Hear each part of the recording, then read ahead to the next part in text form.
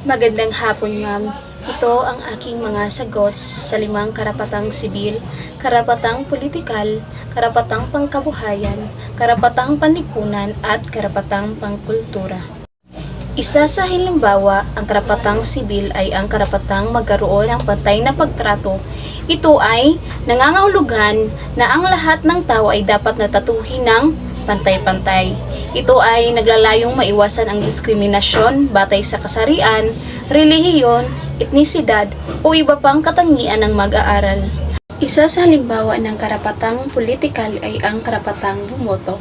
Ang karapatang ito ay nagbibigay ng kalayaan sa mga mamamayan na pumili ng kanilang mga opisyal sa gobyerno sa pamamagitan ng pagboto.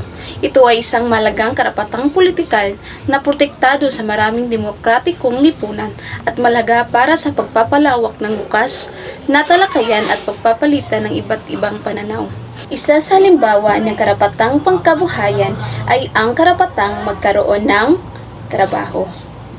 Ang karapatang ito ay nagbibigay ng kalayaan sa mga mamamayan na magkaroon ng trabaho at maghanap buhay. Ito ay isang mahalagang karapatang pangkabuhayan na nagbibigay ng oportunidad sa mga mamamayan na magkaroon ng kabuhayan at magbigay ng kanilang mga kontribusyon sa lipunan. Isa sa halimbawa ng karapatang panlipunan ay ang karapatan sa edukasyon. Ito ay ang karapatan na nagbibigay ng kalayaan sa mga mamamayan na magkaroon ng edukasyon.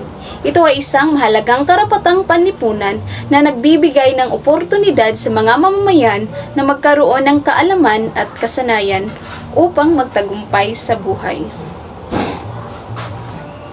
At isa rin sa halimbawa ng karapatang pangkultural ay ang karapatan sa kultural na partisipasyon. Ito ay karapatan na makilahok at makibahagi sa mga kultural na aktibidad at desisyon. Halimbawa nito ay ang karapatan ng mga individual na maging bahagi ng mga proseso at desisyon na may kaugnayan sa kanilang mga kultura at tradisyon.